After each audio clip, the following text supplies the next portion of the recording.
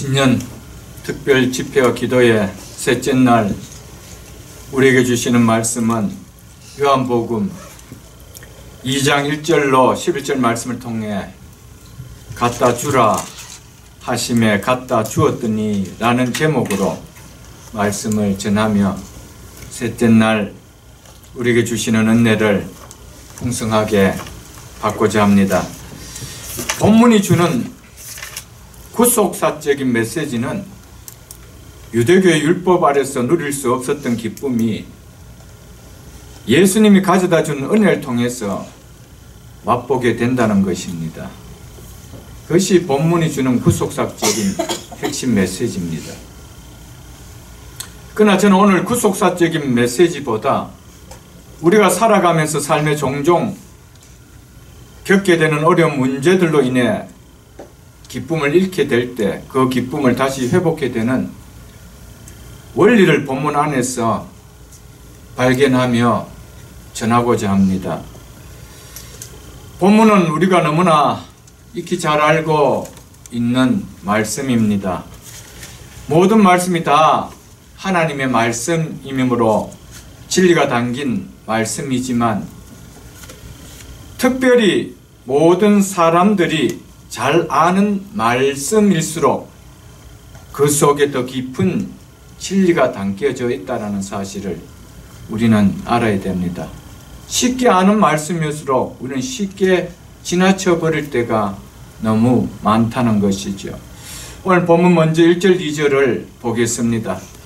사흘째 되던 날 갈릴리 가나에 혼례가 있어 예수의 어머니도 거기 계시고 예수와 그 제자들도 혼례의 청함을 받았더니, 갈릴리 가나라는 동네에 혼례, 즉 결혼잔치가 열렸다라고 말하고 있죠. 거기에 예수님과 제자들도 그 잔치에 초대를 받아서 오셨습니다. 예수님의 어머니도 거기 계시고라고 하는 것을 보아 잔치집에 이 예수의 육신의 어머니 되신 마리아의 아주 가까운 친족 집에서 잔치가 베풀어지는 것으로 보여주고 있습니다. 그리고 마리아가 이 잔치집의 안방의 모든 지금 주방의 일들을 보는 거 봐서 굉장히 이 집하고는 가까운 사이인 것을 우리가 읽을 수가 있습니다. 잔치의 흥이 한껏 무르익어 가고 있는데 한 하인이 잔치를 총괄하는 연회장에게 와서는 손님들에게 내놓아야 할 포도주가 다 떨어졌습니다 라고 말을 합니다. 고대 팔레스타인 지방에서는 혼인잔치는 일주일간 합니다. 잔치집에서 포도주는 가장 귀한 손님에게 접대한 음식입니다. 양고기와 함께, 유목민이기 때문에 양고기와 함께 포도주를 내놓습니다. 그래서 양고기는 포도주와 함께 마셔야 되는 음식인데 이 포도주가 떨어졌다는 것이죠. 3절에 보면은 그 포도주가 떨어진지라라고 말씀하고 있습니다. 아직 잔치가 끝나지 않았습니다. 포도주가 떨어졌다는 것은 잔치집으로서는 큰 낭패를 당하는 일이 아닐 수가 없지요. 만약 떨어진 포도주가 구해져서 채워지지 않는다라면 잔치집의 흥이 깨어져서 더 이상 잔치는 지속될 수가 없을 것 같은 상황입니다. 만일 포도주를 요구하는데도 더 이상 내놓을 수가 없다라면 잔치집의 기쁨은 사라지고 분위기는 아주 어두워질 것이 불보듯 뻔할 것입니다. 하객으로부터 마음껏 축하 인사를 받아야 할 신랑과 신부와 그의 부모들이 기쁨보다는 인사보다는 수치를 당할 수 있는 그런 일이 지금 생겼다는 것이죠. 자, 여기에서 우리는 본문을 보면서 우리가 적용을 해야 됩니다. 말씀을 보면서 포도주가 떨어진지라 이 집에 없어서는 안 될, 이것이 없으면은 기쁨을 잃을 것만 같은 이 포도주가 떨어졌다는 것이죠. 지금 잔치집에 포도주가 떨어졌지만은 우리가 인생을 살아가면서 삶에 떨어지는 것이 얼마나 많이 있습니까? 포도주만 떨어집니까? 그래서 그 떨어진 걸로 인해서 삶의 어둠이 짙게 깔리는 일들이 우리는 살아가면서 수없이 많이 겪을 것입니다. 지금 여러분의 삶에 무엇이 떨어져가 있습니까? 이 가나 혼인잔치집에는 포도주가 떨어졌다라고 이야기하고 있습니다. 그 집 주인과 그 잔치집에 온 모든 사람의 기쁨을 뺏어가는 포도주가 떨어졌다라고 이야기하고 있습니다. 여러분의 가정과 여러분의 삶 속에 무엇 때문에 기쁨을 잃어가고 있습니까?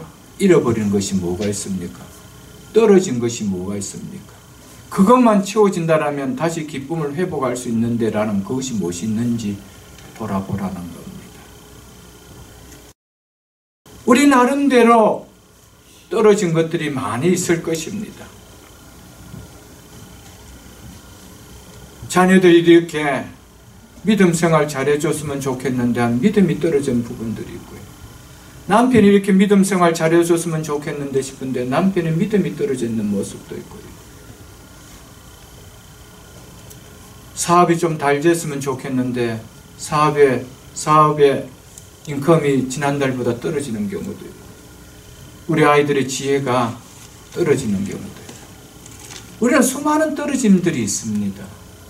때로는 건강이 떨어지는 사람도 있고 뭔가 우리 나름대로 그것 때문에 우리 인생 속에서 우리의 삶 속에서 기쁨을 잃어버리게 하는, 그래서 내 삶 속에 어둠이 이렇게 들려지는 이런 일들이 있다라는 것이죠. 떨어진 것이 무엇인지를 안다라면은 그것은 떨어지는 것을 채우기 위한 시작이 되어질 수가 있습니다. 근데 문제는 무엇이 우리 가정에 떨어져 있는지를 모르고 있다는 겁니다. 무엇이 떨어져서 우리 가정에 기쁨을 잃어버리고 있는지 이것을 모르고 있다는 것이 문제라는 것이죠. 그 원인을 모르고 있다는 겁니다. 돈입니까? 건강입니까? 여러분, 돈이 채워지면은 기쁨이 있을 것 같습니까? 무엇입니까? 잠시는 기쁠 수 있겠죠. 건강이 채워지면은 잠시는 또 기쁠 수가 있겠죠. 여러분, 우리의 삶 속에 가장 근본되는 예수 그리스도의 믿음이 떨어진 것을 모르고 있다라면은 그것은 가장 큰 것이 떨어지고 있다는 사실이죠, 여러분. 그것은 아무리 떨어져도 별로 답답하게 여겨지지 않습니다. 그것 때문에 얼마나 많은 가정에 내 삶에 어둠이 들어지는데 자꾸 돈이 없어서 그렇대요. 그렇죠. 건강이 떨어져서 그렇대요. 자녀들이 애를 먹여서 그렇대요. 여러분, 그거는 부수입니다. 근본은 예수 그리스도, 그분이 내 속에 채워짐이 떨어졌기 때문입니다. 여러분, 무엇이 떨어져가 있는지 여러분 가정을 한번 둘러보십시오. 무엇 때문에 지금까지 살아오면서 내 속에 기쁨을 잃어버렸는지.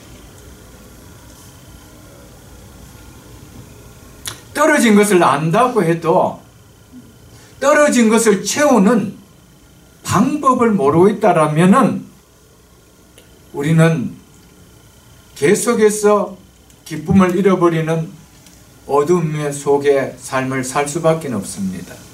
만일 이 잔치집에 포도주가 떨어졌는데 포도주를 다시 채울 수 있는 이 방법을 찾지 못했다면 이 잔치 날이 끝날 때까지 기쁨이 아니요 흥이 다 끊겨버렸는 슬픔 속에서 잔치를 마감해야 되어야 했을 것입니다. 그러나 오늘 답은 기쁨이 회복되었습니다. 왜냐하면 그 문제 해결하는 방법을 알았기 때문이라는 것입니다. 오늘 본문 말씀 통해서 이 원리를 우리가 찾아야 된다는 겁니다. 이것을 우리가 깨닫고 우리가 사용을 해야 된다는 것이죠. 3절 보십시오. 예수의 어머니가 예수에게 이르되 저에게 포도주가 없다 하니. 포도주가 떨어졌음을 제일 먼저 안 사람은 신랑도 아니요 신부도 아니요 그 집 주인도 아니요 연회장도 아니요 마리아였습니다. 그리고는 그 문제를 가지고 신랑에게 찾아가지 않았습니다. 주인에게 찾아가서 연회장에게 찾아가서 포도주가 떨어졌네 라고 이야기하지 않았다는 겁니다. 그분들이 해결할 수 있는 것 같으면 얼마든지 가서 해결할 수가 있었겠죠. 주로 유대인들의 잔치는 저녁 시간에 주로 이루어집니다. 그 밤에 어딜 가서 구해올 수가 있다는 말입니까? 여러분, 구해온다 해도 시간은 오래 걸릴 겁니다.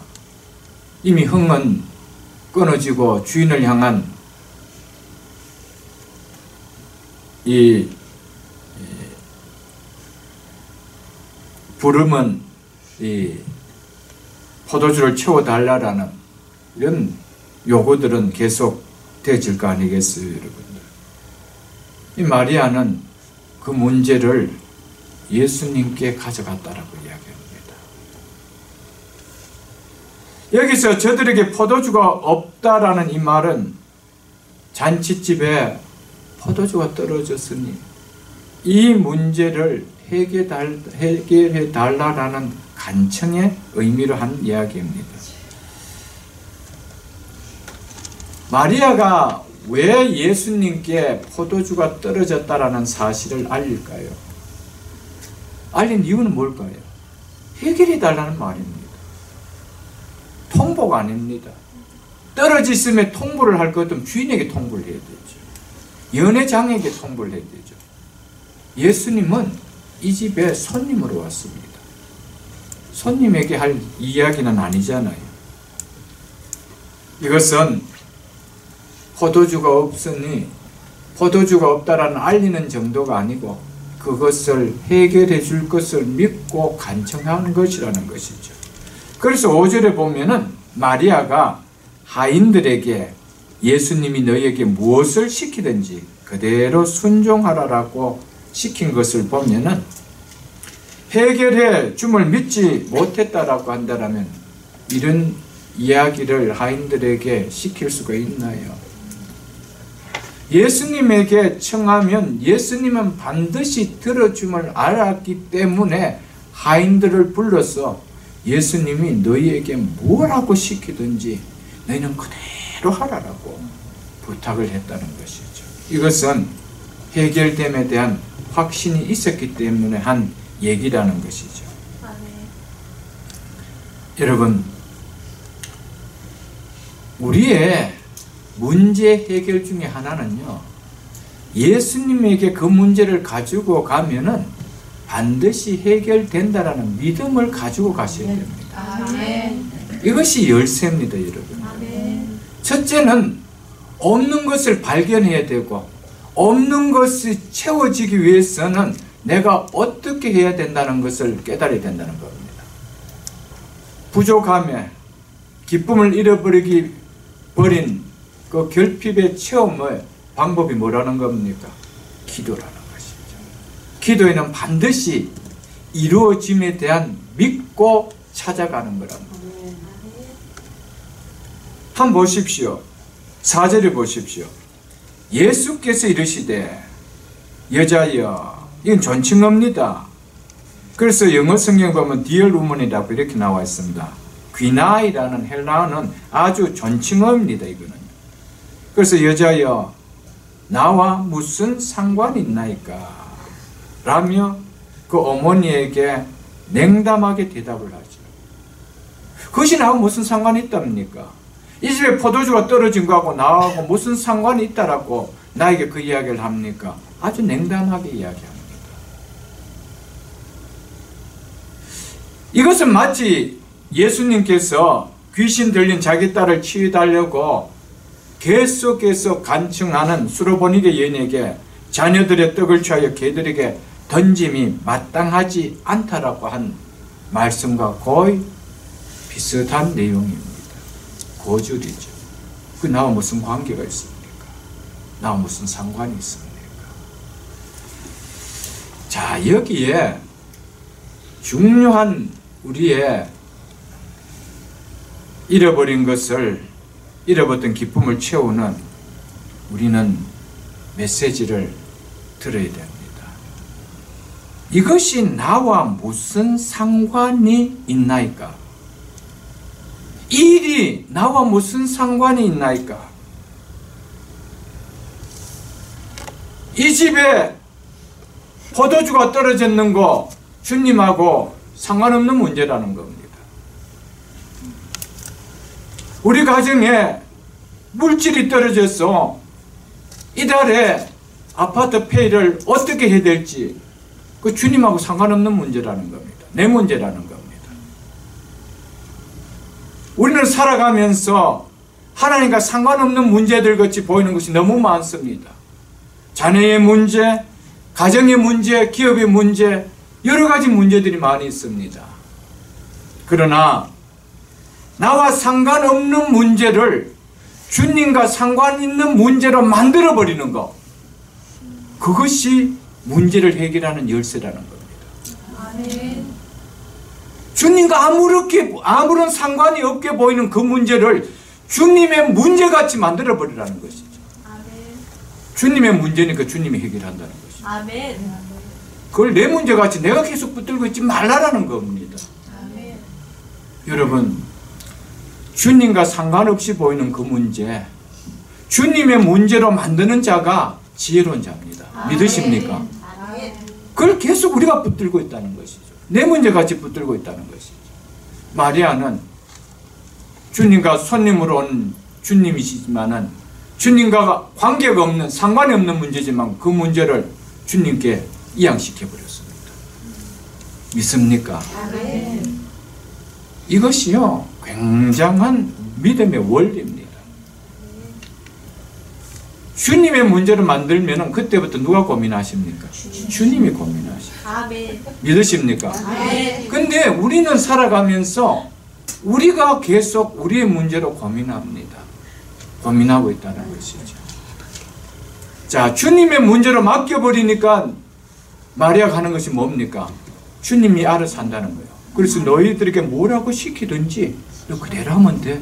아멘. 이렇게 했다는 것입니다. 아멘. 아주 중요한 원리입니다. 여러분, 가장 지혜로운 사람은요, 가장 믿음이 큰 사람은 나의 문제를 주님의 문제로 만들어버리는 사람입니다. 아멘. 근데 그것을 하나님은, 우리 주님은 너 왜 그래? 기분 나빠? 이런 분이 아니라는 것이죠. 아멘. 그럴수록 주님은 기뻐하시고 네 믿음대로 될지도 이렇게 하십니다. 아멘. 믿으십니까? 아멘. 그리고 얼마나 큰 복입니다. 아멘. 그래서 우리가 말씀 속에서 우리의 문제를 해결할 수 있는 원리를 찾는다는 것은요, 큰 복입니다. 큰 축복입니다. 큰 은혜입니다. 여러분, 우리의 문제를 주님의 문제가 되도록 만드는 방법이 뭐라는 겁니까? 기도라는 기도. 아멘. 기도라는 거예요. 그래서 너희 짐을 여호와 하나님께 맡겨라. 아멘. 믿으십니까? 아멘. 주님의 문제가 돼도 맡기셔야 돼요. 주님의 문제가 돼서. 여러분, 기도는 하나님께서 일하게 하시는 비결입니다.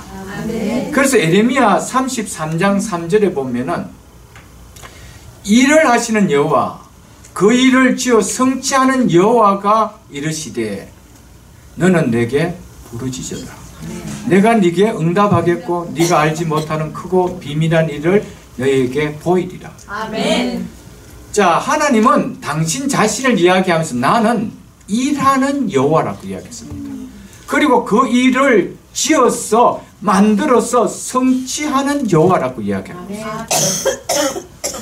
우리 주님은 일을 하십니다. 아멘. 근데 내가 너희들 삶 속에서 너희 문제를 내가 일하고 싶은데 그러면은 내가 일할 수 있도록 그 문제를 내 문제가 되도록 해달라는 겁니다. 그것이 뭡니까? 너희는 내게 부르짖으라. 아멘. 믿으십니까? 아멘. 이게 원리입니다. 이게 원리입니다.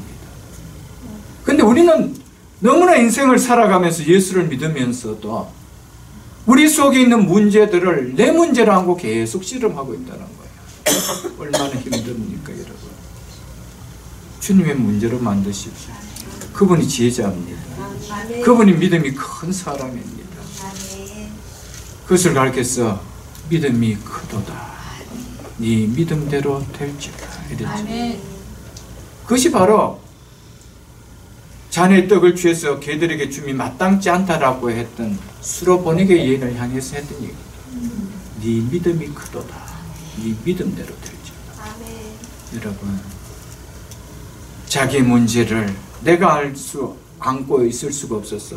내가 안고 해결할 수 없었어. 주님의 문제로 막 맡겨버릴 때 그 문제가 해결됐다는 거예요. 아멘. 오늘 본문을 통해서 이것을 우리에게 가르쳐주고 있습니다. 나와 무슨 상관이 있나이까? 나와 무슨 상관이 있나이까? 하는 그 문제를 주님이 직접 손을 걷고 일을 하셨다는 겁니다. 믿으십니까? 아멘. 여러분, 금년 한 해 우리에게 이런 믿음이 있기를 원합니다. 아멘. 이런 지혜로운 인생으로 살아갈 수 있기를 주의 이름으로 축복합니다. 아멘. 문제는 포도주가 떨어진 것이 문제가 아닙니다. 해결할 수 있는 길이 있음에도 불구하고 포도주가 떨어진 문제로 인해서 낙심하고 있는 그것이 더 큰 문제라는 것이죠. 여러분, 우리 속에 떨어진 것 그것이 문제가 아닙니다. 해결할 수 있는 문제가 있음에도 불구하고 그것을 그대로 안고 떨어진 그대로 안고 내가 살아가는 것, 그것이 더 큰 문제라는 것이죠. 그것도 해결해 줄 수 있는 예수님께서 바로 옆에 계심에도 불구한데도, 우리 속에 계심에도 불구한데도 그 얼마나 더 큰 문제겠어요. 5절을 보십시오. 그의 어머니가 하인들에게 이르되 너희에게 무슨 말씀을 하든지 그대로 하라 하니라. 확신을 가지고 한 간청이었기에 이루어짐을 알았습니다. 자, 보십시오. 우리 여기서 또 하나의 신앙의 원리를 우리는 캐치해야 됩니다. 마리아는 예수님께 간청했습니다. 무엇이 없다라는 것, 무엇 때문에 이 환경이 지금 어렵다는 것 깨닫고 간청했습니다. 간청한 다음에 무엇을 요구합니까? 무엇을 합니까? 만일 하인들이 아닌 자기에게 시켰다고 할지라도 그대로 순종했겠죠. 여러분, 기도는 순종으로 이어져야 된다는 거예요. 그걸 이야기합니다. 기도가 순종의 삶과 이어지지 않으면 그 기도는 허공입니다. 허공입니다. 여러분, 하나님 나 정말 하나님 믿습니다라고 기도했는데 삶에서는 하나님 믿는 삶의 순종이 전혀 없어요. 그럼 그 기도는 무슨 기도라는 겁니까? 그냥 답답해서 하나님 그냥 지푸라기 잡듯이 잡았다는 것이죠. 그것을 응답해 주실 하나님을 믿었다라면 우리의 삶 속에 순종하는 삶이 있어야 된다는 거예요. 그걸 보여주는 거예요. 그걸 이야기해 주는 거예요. 우리는 얼마나 하나님 앞에 기도는 하면서 일상적인 삶의 순종은 하나님 아닌 것 같이 할 때가 많느냐는 것이죠, 여러분. 그래서 마리아가 하는 얘기가 뭡니까? 간청한 다음에 너희에게 무슨 말씀을 그분이 하시든지 그대로 하라. 믿으십니까? 아멘. 믿으십니까? 아멘. 여기에 해답이 있습니다. 여기에 답이 있다는 거예요.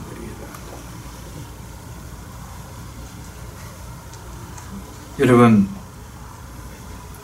무슨 말씀을 하시든지 무슨 이야기입니까? 만일 너희 상식에 벗어나는 이야기를 할지라도, 이성적으로 맞지 않는 이야기를 할지라도, 과학을 비켜가는 이야기처럼 보인다 할지라도 순종하라는 거예요. 아멘. 너 경험하고 비춰봤을 때 안 맞다고 할지라도 순종하라는 거예요. 그 이야기가 무슨 말씀을 하시든지 이야기는 있어요. 여러분, 기적은 초과학이 이루어내는 일입니다. 아멘. 과학을 비켜가는 일입니다.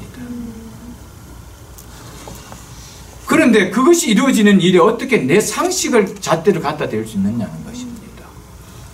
어떻게 우리의 이성의 잣대를 갖다 댈 수 있느냐는 겁니다.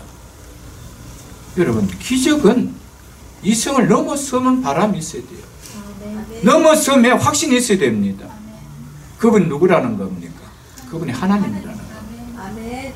그래서 하나님 앞에 그 기도를 드렸다라면 그 믿음을 갖는 믿음의 삶을 살아가는 거예요. 아멘. 믿으십니까? 아멘. 거기에 역사가 일어난다는 것이죠. 많은 경우에 말씀을 순종함이 너무 약합니다. 그러니까 우리의 삶 속에 기도의 응답을 참 체험해 보기가 정말 하늘의 별 따는 같이 어려울 때가 참 많죠. 그러면서도 하나님은 능력이 없다고 그럽니다. 하나님 안 계신데요. 자기가 안 계시는 하나님 같이 구해놓고, 본인이 안 계시는 하나님 같이 구해놓고는 하나님이 안 계신데요.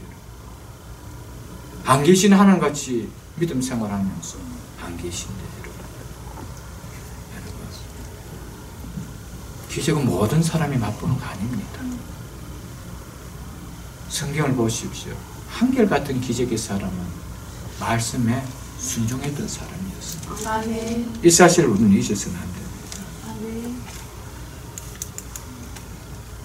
이 순종을 보일 때 무슨 말씀을 하시든지 내가 순종하겠습니다는 이 순종을 보일 때 우리의 삶에 기적을 맛보는 체험이 일어납니다. 아멘. 아멘. 돌 항아리에 물을 채우라. 물을 채우라 하면은 물을 채워야 되고, 맹물을 떠서 연회장에게 갖다 주라고 하더라도 갖다 주라. 무슨 말씀을 하시든지 너희들은 내라고 순종하라는 거예요. 오늘 여기 보인 하인은 1차적으로는 예수님 자신을 보여주는, 모델로 보여주는 것입니다. 하나님 말씀에 100%, 성부 하나님 말씀에 100% 순종하러 오신 예수님 자신을 보여주는 겁니다. 두 번째는 오늘 우리를 이야기합니다. 하나님의 백성은 하인과 같은 자라는 겁니다. 순종하는 자라는 겁니다. 아멘. 순종할 때 하나님의 기쁨이 너희 기쁨이 된다는 거예요. 하나님의 복이 너희 복이 된다는 거예요. 아멘. 그것을 말씀해 주고 있습니다.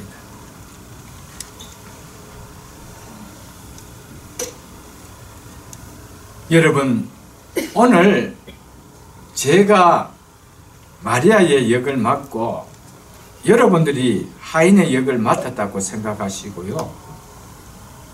마리아가 하인들에게 당부하는 것처럼 제가 여러분들에게 당부를 합니다. 무슨 말씀을 하시든지 그대로 하라. 아멘? 아멘. 믿으십니까? 아멘. 하인들이 뭐라 그랬겠습니까? 네, 알겠습니다. 한 번 더 묻겠습니다. 무슨 말씀을 하시든지 그대로 하십시오. 아멘. 아멘. 그게 기적이 일어납니다. 아멘. 목사님, 그것도 골라가면서 해야 되죠. 어떻게 다 할 수 있습니까? 하나님의 기적은요, 무슨 말씀을 하시든지 아멘. 사르밧 과부를 향해서 그 마지막 남은 가루 한 컵과 기름 한 방울, 이제 전부치에서 아들 하나 먹이고 나 하나 먹고 이제 세상 하지 가려고 할 때, 그거 너 아들 주지 말고 너 먹지 말고 나 먼저 주라. 이성으로 납득이 됩니까, 여러분? 도덕적으로 납득이 안 되죠. 그래도 무슨 말씀을 하시든지 아멘. 거기에 3년 6개월 가뭄이 닿을 동안 기름에 병에 기름이 떨어지지 않고 통에 가루가 떨어지지 않는 기적이 일어났잖아요. 아멘. 믿습니까, 여러분? 아멘. 어젯밤에 그렇게 깊은 데 가서 그물을 던졌음에도 불구하고 한 마리 고기를 잡지를 못했는데 낮임에도 불구하고 그 자리에 가서 또 그물 던지래. 이해가 되시는 일입니까? 안 되지. 밤이면 모르겠는데 낮에는 고기가 깊은 데 모이지를 않는데 다 물 아래로 잠수하고 있는데 어디에서 잡는단 말입니까? 저는 여기서 갈릴리에서 잔뼈가 굵어있는 풀어오브인데 내가 어떻게 목수의 말을 들을 수가 있습니까? 할 수 있잖아요. 밤이 맞도록 수고하여 잡은 것은 없지만 말씀에 의지하여 내가 그물을 내리리라. 믿으십니까? 아멘. 무슨 말씀을 하시든지 내가 말씀에 의지하여 내가 내리리라. 아멘. 여러분, 그게 기적이 올라오는 거예요. 아멘. 거기에 기쁨에 축복이 올라온다는 사실입니다. 이게 원리입니다. 얼마나 큰 우리에게 가르치는 원리인지. 우리 모두는 하나님의 기적을, 성경에 나오는 모든 기적들을 맛보기를 원합니다. 그것이 나의 삶이 되기를 원하고 있습니다. 그런데 무슨 말씀을 하시든지 거기에는 고개를 젓는다는 것이죠. 어제 말씀과 같이 아브라함과 같은 축복의 인생은 되고 싶은데 삶은 롯과 같은 삶을 살고 싶다. 그게 우리의 삶이라는 것이죠. 아브라함 인생은 아브라함의 삶을 살 때 아브라함 인생이 되는 겁니다. 롯의 삶은 결국 롯의 인생으로 끝나는겁니다. 롯의 삶을 살고 어떻게 아브라함의 인생을 받으려고 해요? 그런 삶을 주신다면 하나님은 공의의 하나님이 아니시죠. 여러분. 어떻게 공의의 하나님입니까?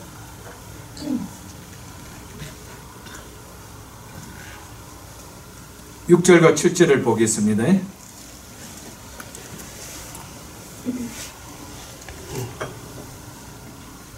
거기에 유대인의 정결 예식을 따라 두세 통 드는 돌 항아리 6이 놓였는지라.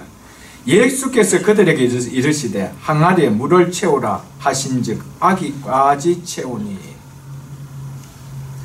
포도주가 떨어진 일이 손님들이 방문했을 때 손발을 씻는 물을 항아리에 채우는 일하고 무슨 관계가 있어요?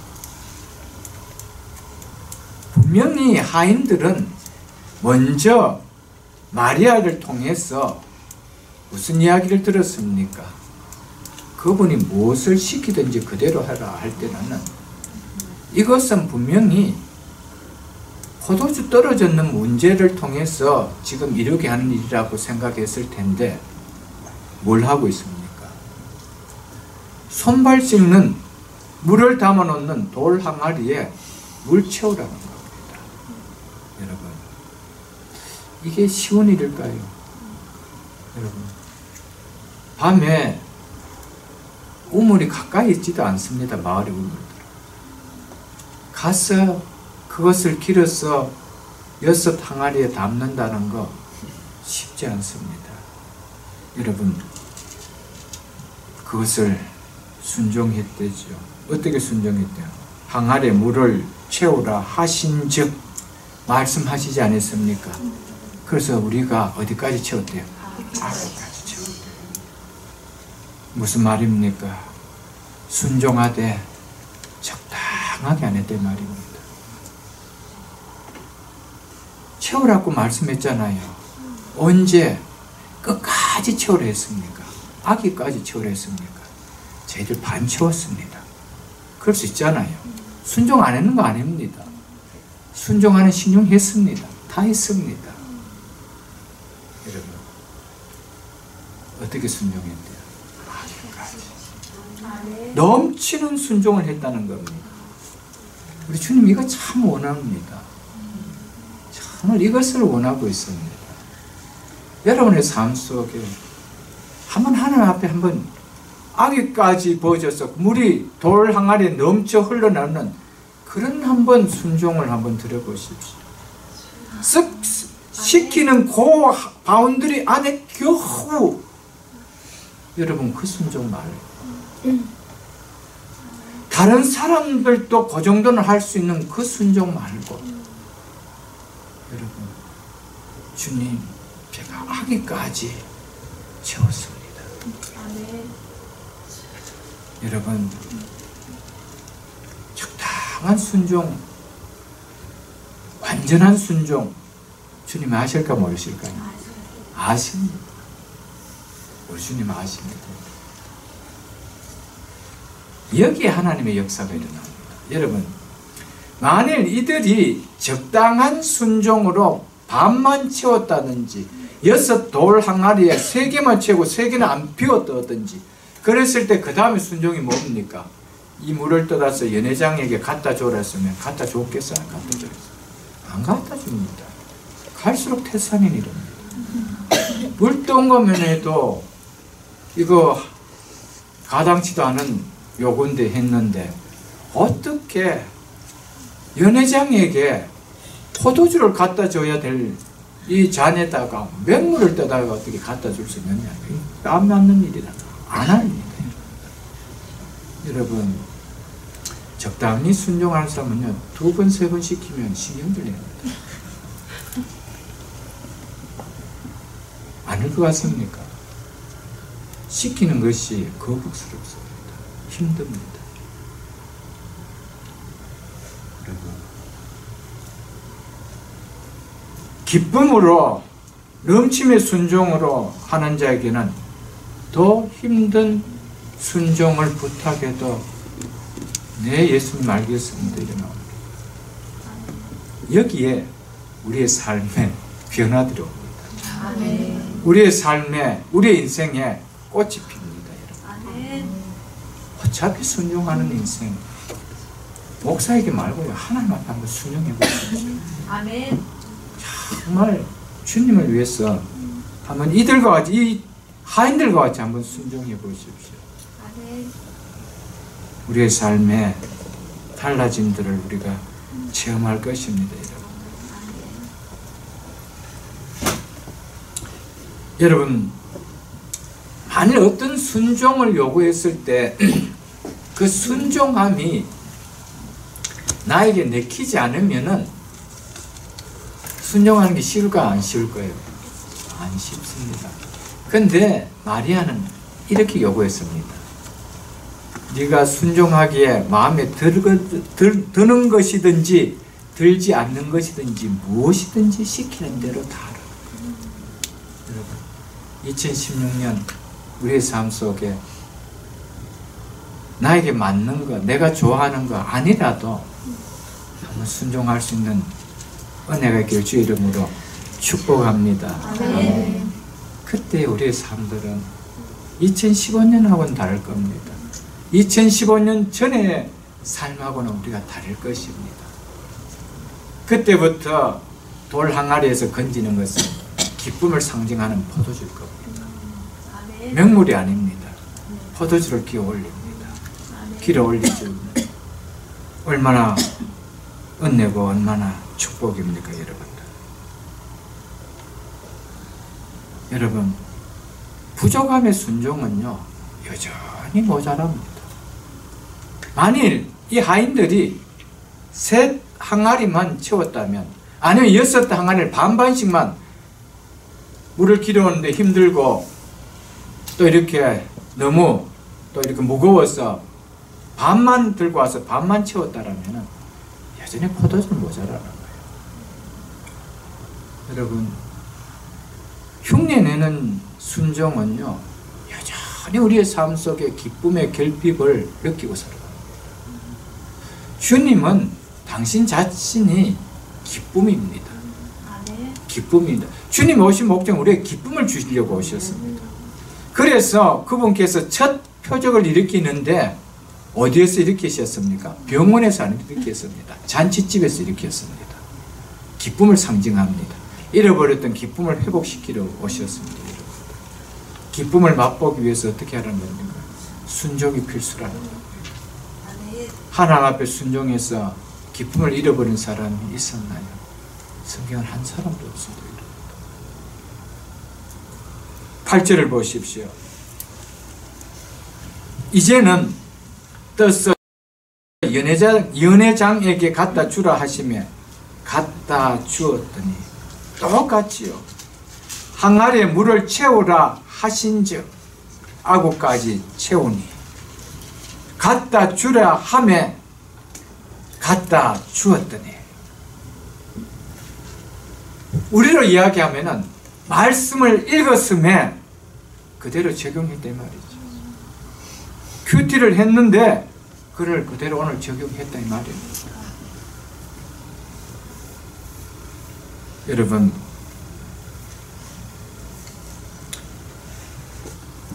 한번 보십시오. 우리가 뭔가 말씀을 읽었을 때 이해가 되졌습니다. 그 말이 이해가 되졌습니다. 그러니까 내가 순종해도 되겠네. 여러분, 거기에 순종이라는 말을 붙이기가 안 어색해요. 이해가 되져서 하면 이래 되겠네. 이것은 여러분 순종이라는 말을 붙이기 어색한 말입니다. 순종이라는 것은요, 이해가 되지 않는데도 순종하는 겁니다. 무슨 말 이해가 되시십니까? 이해가 안 되지는데 순종이라는 말이 들어가는 것이죠. 이해가 되지고 그렇게 하면 당연히 이렇게 될 거라는 합리성이 주어지는데 거기에 무슨 순종이라는 말이 들어갈 수 있겠어요? 그건 당연하죠. 여러분, 연회장에게는, 오늘 잔치를 총괄하는 연회장에는 손 씻을 물을 갖다 주는 것이 아니고 떨어진 포도주를 다시 채워줘서 갖다 줘야 됩니다. 그런데 맹물을 떠다가 갖다 준다는 것은 이것은 이해가 되지 않습니다. 상식 밖의 일입니다. 거기에 무엇이 필요하다는 겁니까? 순종이 필요하다. 정말 여기에 순종이 필요해요. 여기에 역사들이 일어나는 겁니다. 만일 예수님께서 베드로에게 어젯밤에 실패했지만 오늘 또 밤에 깊은 데로 가서 그물을 던지라 했으면 휘바람 불고 갔을지도 모를 것입니다. 그러나 오늘은 낮입니다. 낮은 잠을 자고 밤에 횃불을 들고 고기가 모이도록 하고 그물을 던져야 될 타임입니다. 그런데 이해가 되지 않지만 뭐 했다는 겁니까? 말씀에 의지하여. 이게 순종이라는 것이죠. 여러분, 한번 보십시오. 이스라엘 백성들이 이제 가나안 땅으로 입성할 때 마지막 관문 하나가 요단강을 건너는 겁니다. 근데 요단강을 건너는 그 타임이 밀을 추수할 타임입니다. 그래서 요단강 물이 범람할 때입니다. 그 범람한 그 물에 법궤를 맨 대제사장들 향해서 발을 내디디라고 했습니다. 순종할 수 있는 타임이 아닙니다. 이해가 안 되집니다. 물이 조금 다 이렇게 급물살이 간 다음 한 1, 2개월 지난 다음 조용할 때라면 모르겠지만 이때 티들이 이해가 안 되죠. 이것이 순종입니다. 여리고성 앞에 도착했습니다. 이제 여리고성을 부수고 들어가야 됩니다. 그런데 전쟁할 칼을 가르라 그러면은 순종합니다. 근데 못하래요. 할례를 행하래요. 몸의 가장 아픈 부분에 살을 빼내래요. 근데 어떻게 전쟁해요? 몸을 못 움직이는데. 그것이 순종입니다. 믿습니까? 여기 역사가 일어난다는 거예요.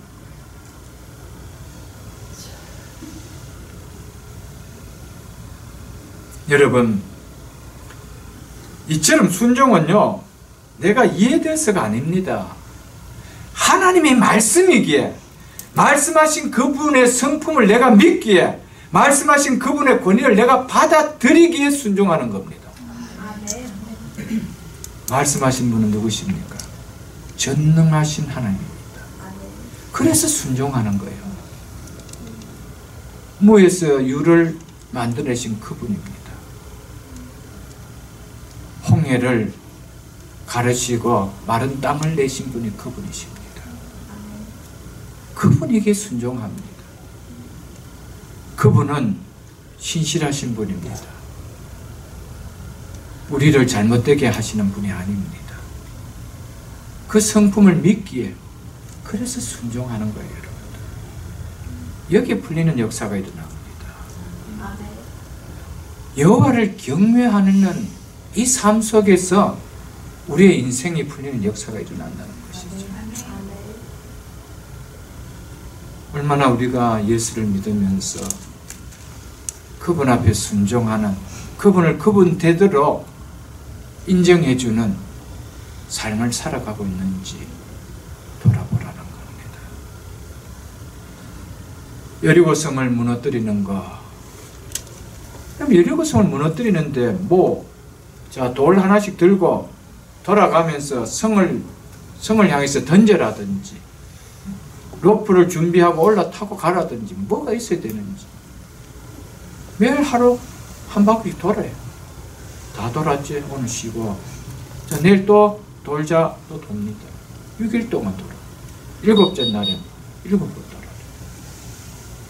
여러분, 쉬운 일이 아닙니다. 근데 하루 돌았을 때 지붕에서 돌이라도 하나 굴러 내려오든지 다음에 금이 가는 쩍쩍 소리라도 좀 난다든지 하면 돌 맞도 나겠는데 요동도 없습니다. 미동도 없습니다. 순종하기도 어렵습니다. 여러분, 노아가 방주 만드는 거 그거 이해되셔서 순종했습니까? 그것도 바닷가도 아니고 강가도 아닙니다. 산에서도 제일 높은 꼭대기입니다. 거기서 살면서 방주 지으래요. 상식이 벗어난 이야기입니다. 근데 왜 짓습니까? 말씀하신 그분의 권위를 알기 때문에. 그분 하신 말씀은 실수가 없는 말씀이기 때문에, 믿기 때문에 한다는 거예요. 여러분, 오늘 우리 속에서 일어났던 이 말씀, 하나의 말씀을 믿습니까? 네. 그럼 이렇게 우리도 순종하자는 거예요. 순종하자는 것이죠.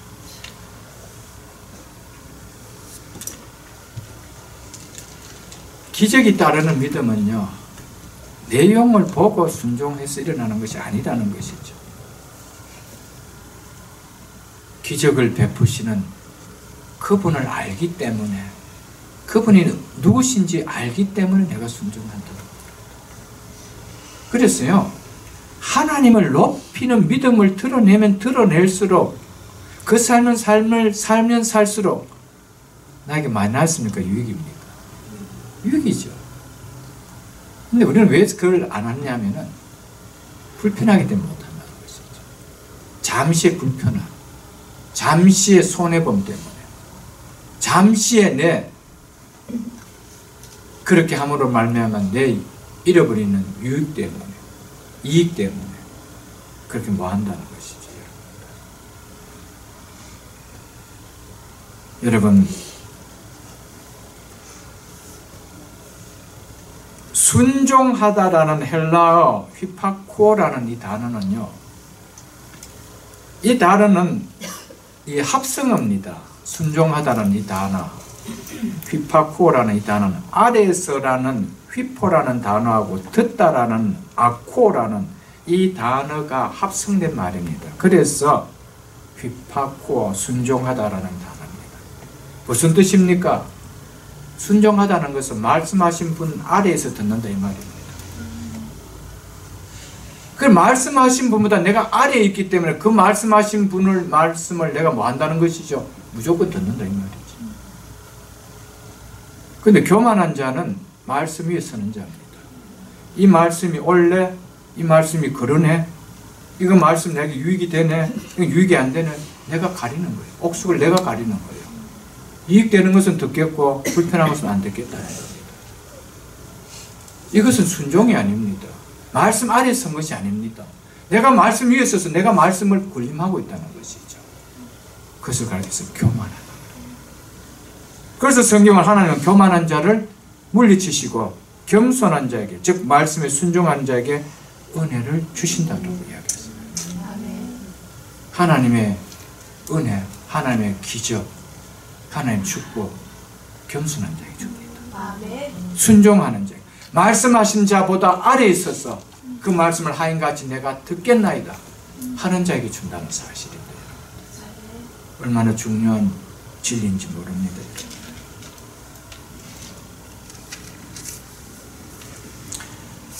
여러분, 순종하는 것을 싫어하는 사람들을 유형을 여러분 자세히 한번 보십시오. 내가 싫어하는 것은요, 말씀이라도 순종하지 않아도 되는 쪽으로 비틀어서 억지로 해석합니다. 무슨 말인지 이해가 됩니까? 그냥 순종 안 한다고 하기에는 그럼 불순종이 돼서 믿음이 없는 사람이라고 비치기 때문에 믿음 없는 사람이라는 소리는 듣기 싫고, 그래서 성경을 그렇게 해석하면 안 된다, 이렇게 해석해야 되는 것이 맞다라고 해서 그렇게 나는 순종하지 않는다라고 이야기합니다. 자, 그러면 그런 사람들은 다른 거는 다 잘 순종하나요? 한번 보십시오. 다 순종 안 합니다. 신학자도 마찬가지입니다. 목사도 마찬가지입니다. 자기 필요에 의해서만 순종을 합니다. 곡해시킨다 이라고 합니다.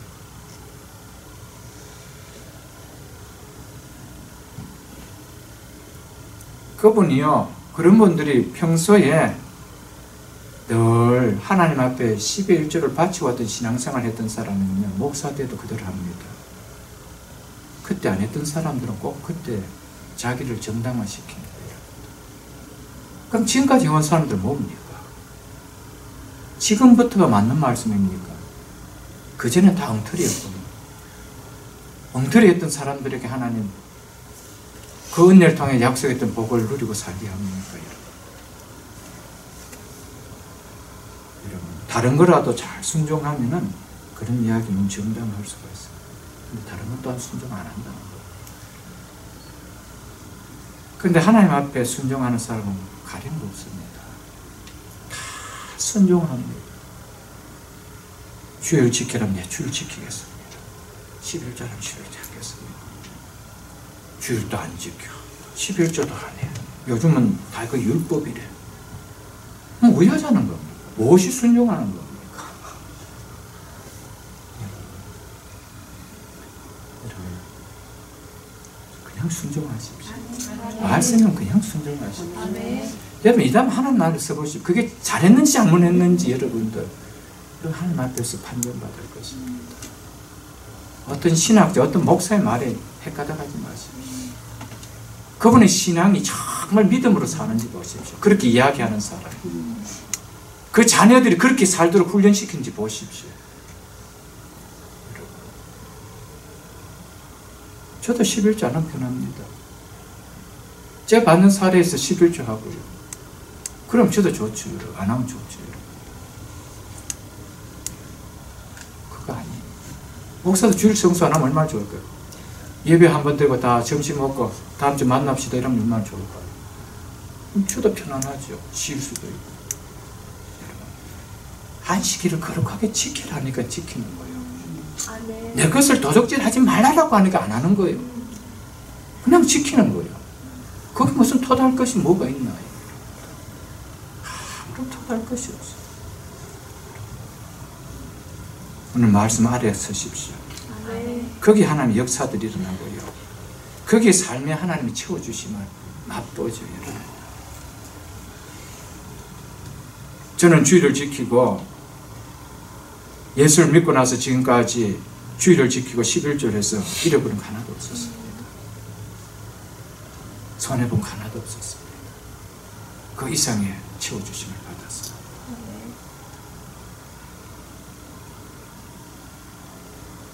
여러분, 제가 우리 자녀들을 미국으로 유학을 보낸다라면 한 명인지 보낼 수 있었을 거예요. 한 명도 못 보냅니다. 그 수익 가지고 어떻게 미국에 한 명이라도 유학 보낼 수 있겠어요? 못 보내죠. 그것도 하나님 다 그냥 공부시키시고요. 또 하나님께서 또 가장 어렵다라는 또 학교를 또 들어갈 수 있도록 또 해주시고요. 11조 이상의 하나님 물질을 보여주시고 주일 성수 다 했음에도 불구하고 하나님은 길을 다 열어주셨어요. 아멘. 순종하십시오. 아멘. 순종은 열쇠입니다. 진짜 열쇠입니다. 제가 체험하지 못했다고 하면 여러분한테 이야기하지도 못합니다. 여러분. 정말요. 이것만큼 생명걸고 여러분 하십시오. 무슨 말씀을 하시든지 아멘. 가리지 마세요. 아멘. 가려서 좋을 거 하나도 없습니다. 여러분. 다른 거 지킨다라면 그거 가리십시오. 다른 거 지키지 않는다라면 그것 또한 핑계라고 생각하십시오. 여러분, 그러나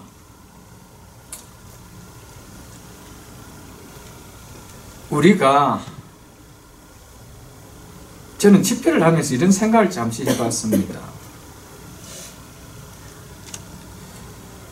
순종이라는 것은 절대적인 믿음이라는 거. 상대적인 믿음이 아니고 절대적인 믿음이라는 겁니다. 여러분, 새해를 시작하면서 오해하지 말고 들으고요.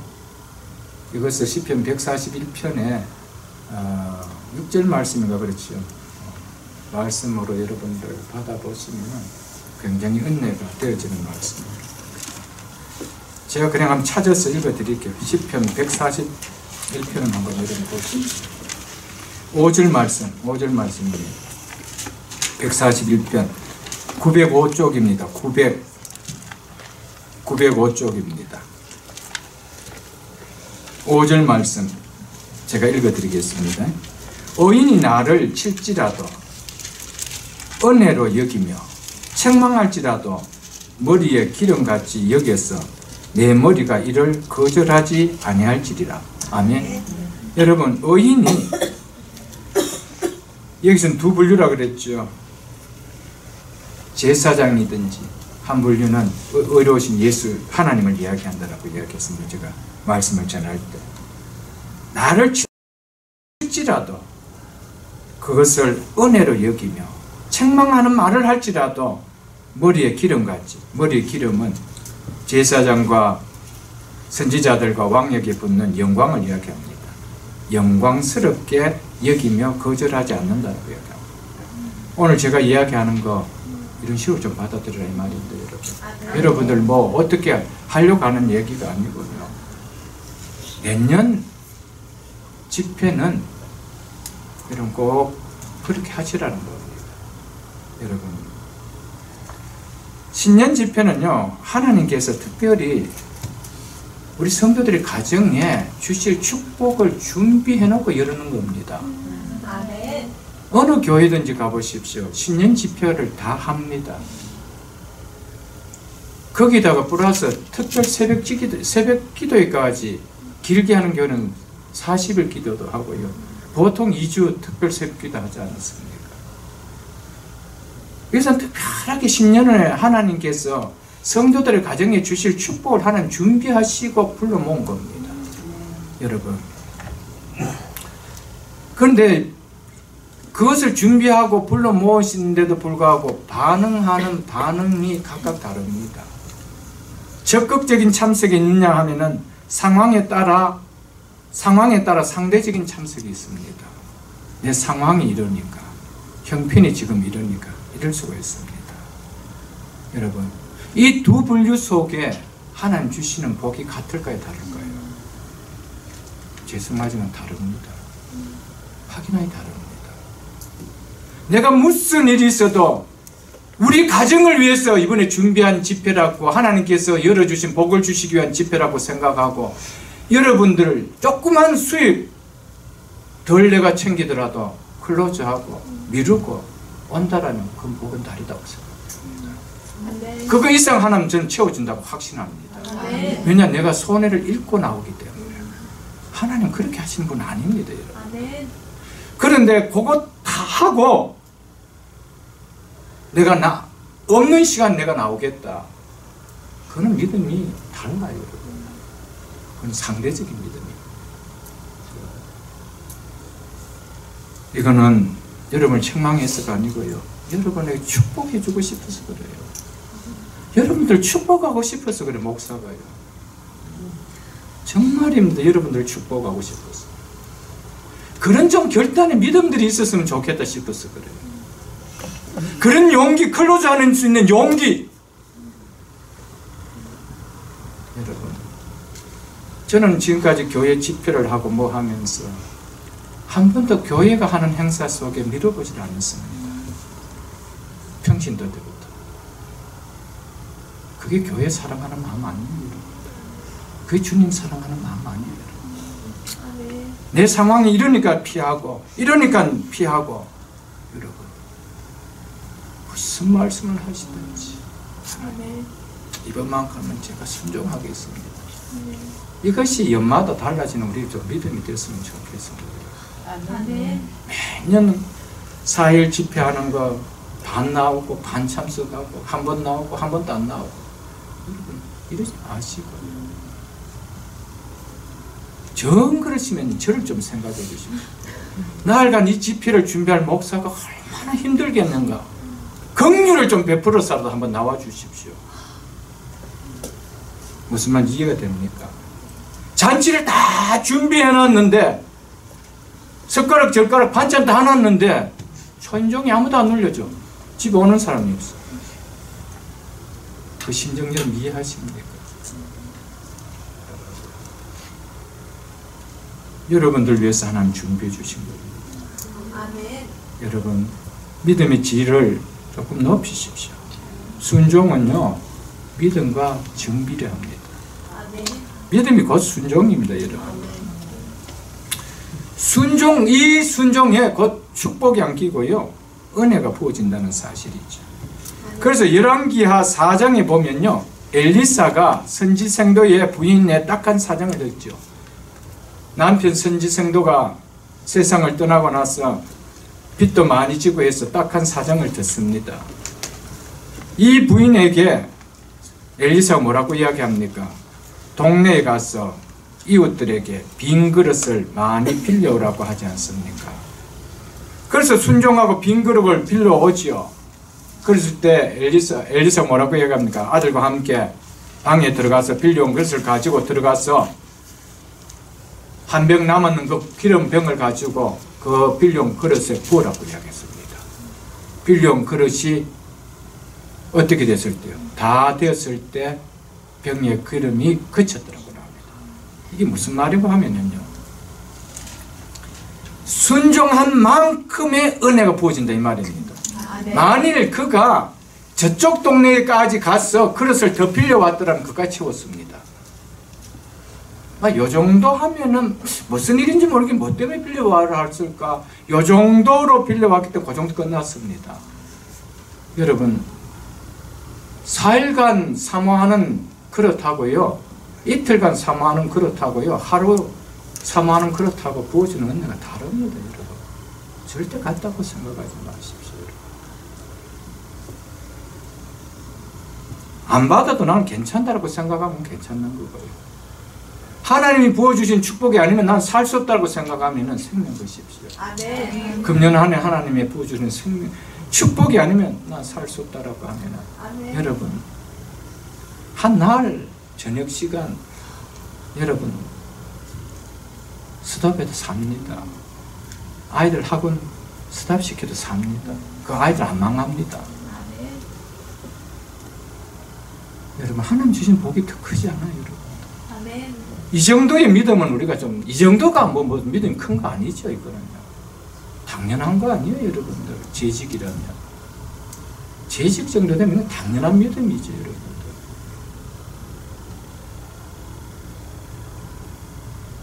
내 지혜로 하려고 하지 마십시오.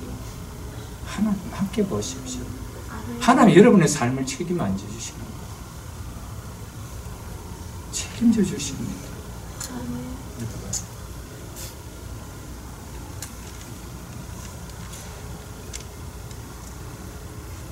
여러분, 하나님의 능력이 문제가 있는 것이 절대 아닙니다.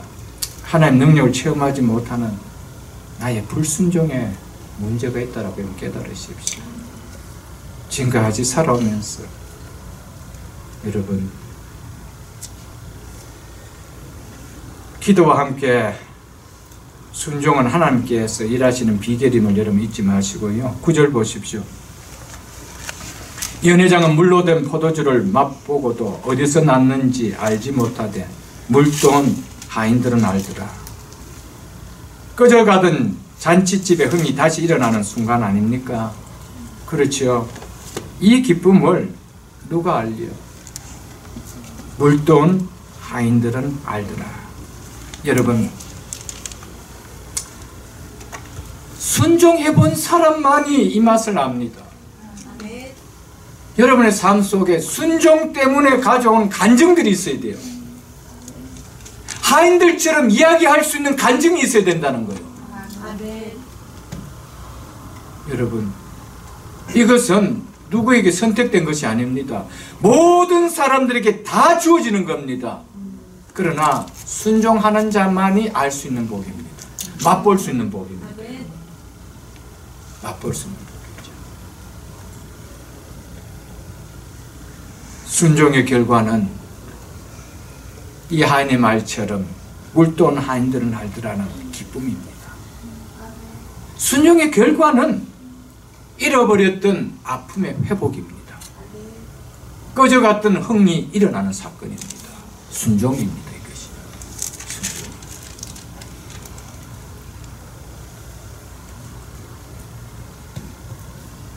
여러분, 여러분과 저희 삶 속에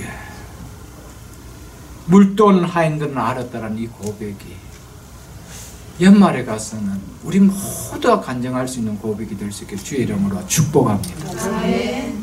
무슨 말씀을 하시든지 그대로 하라는 그 순종에 하나님 금년 안에 이런 열매를 제가 거두게 되었습니다. 하나님 진실로 감사합니다. 목사는요, 정말입니다. 부목사하고 담임 목사하고는 하늘과 땅 차이입니다. 부목사 들으면 섭섭할지 모르겠지만 왜냐하면 제가 부목사의 시절을 겪어봤기 때문에 그래요. 성도들을 향한 마음은요, 그 부모보다도 다합니다. 진짜입니다. 어느 부모가 자식을 위해서 그렇게 기도하나요? 어느 부모가 그 자식 잘 되기를 그렇게 여러분 바라나요? 목사는 정말 성도들이 잘 되기를 바라고 있습니다. 잘 바라고. 비가 오면요, 우리 집사님 또 비 오면 어떡하나 가게가 이런 걱정합니다. 오늘 날씨가 너무 더워서 사람들도 출입이 없으면 어떡하나. 늘 이런 걱정입니다. 여러분. 그래서 목사는 성도들이 잘 되기를 원합니다. 잘 되는 것을 보고 싶어 합니다. 진심입니다, 이거는요. 난 여러분 잘 되기 위해서 하나님을 순종하라고 축복합니다. 아멘. 난 그것을 보고 싶습니다. 여러분의 열심을 당해서 잘 되게 하지 마시고요. 그거는 모래 위에 선 성이기 때문에 언제 무너질지 모릅니다, 여러분. 여러분,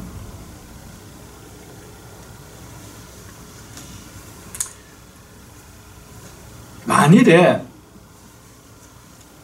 포도주가 떨어진 이 잔치집에 예수님이 계시지 않았다면 이 잔치집은 그냥 어둠의 짙게 깔리는 초상집으로 변하고 말았을 것입니다.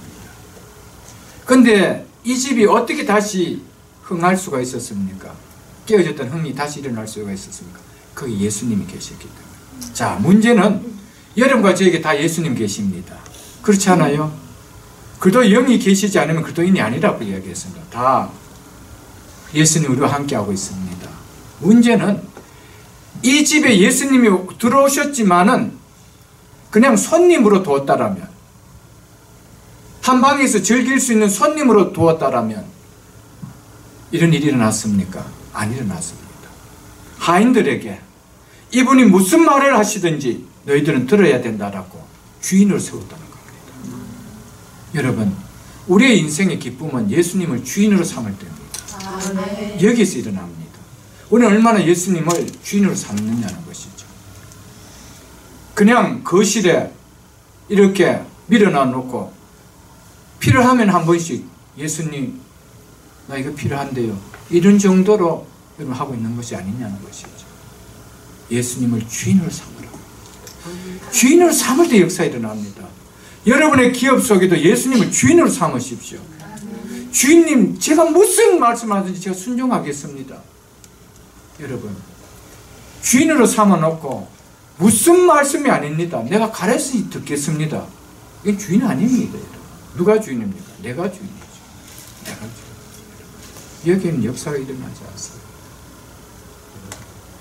하나님 뭔가를 순종을 요구할 때는요, 항상 축복을 준비하고 기적을 준비하고 요구합니다.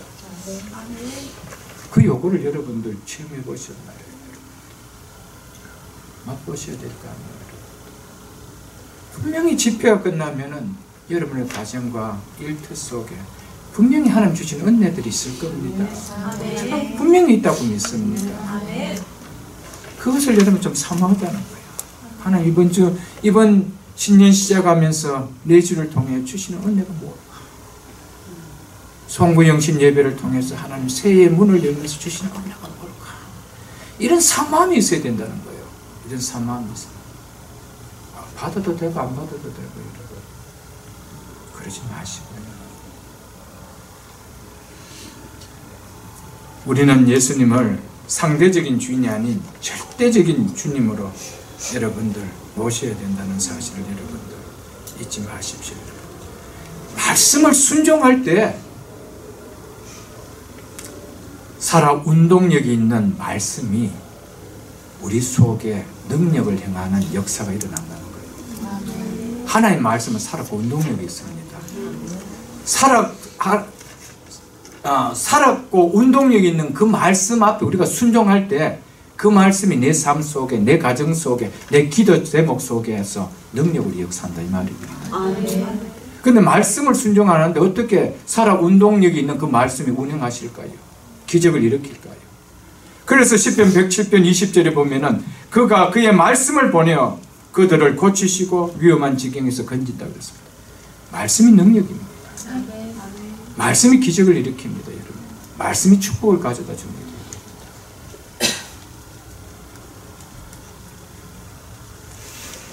9절 하반절과 10절 보시면 연회장이 신랑을 불러 말하되 사람마다 먼저 좋은 포도주를 내고 취한 후에 낮은 것을 내거들 그대는 지금까지 좋은 포도주를 두었다 합니다.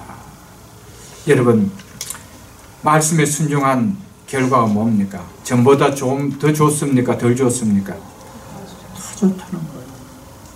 하나님 더 좋은 거 준비하고 계십니다. 순종하는 자에게는 전과는 비교되지 않는 더 좋은 걸 주신다 이 말입니다. 여러분, 이것을 우리가 맛봐야 되지 않겠어요? 이것을 우리가 체험해야 되지 않겠어요? 여러분, 부탁드립니다. 축복합니다.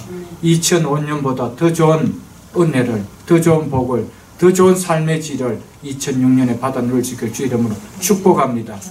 순종하는 자가 받는다는 사실입니다. 마지막으로 11절 보십시오. 예수께서 이 첫 표적을 갈릴리 가나에서 행하여 그의 영광을 나타내시며 제자들이 그를 믿으니라. 여러분, 혼인 잔치집에 포도주가 떨어짐으로 인해서 낙심되고 근심케 한 이 문제가 결과에 가서 무엇이 되었다고 이야기합니까? 주의 영광을 나타내는 일이 되었다라고 성경은 맺고 마치고 있습니다. 여러분, 여러분과 저의 삶 속에 우리를 근심케 하는 문제, 우울하게 만드는 문제, 어둡게 만드는 문제, 기쁨을 잃게 만드는 이 문제가 주의 영광을 드러내는 사건이 될 수 있도록 우리는 힘을 써야 된다는 겁니다. 그것이 기도요, 순종입니다. 하나님 반드시 하나님의 영광을 나타내는 전화위복을 시키는 일을 주시기 위해서 금년 한 해 시작하면서 이 말씀을 주셨습니다.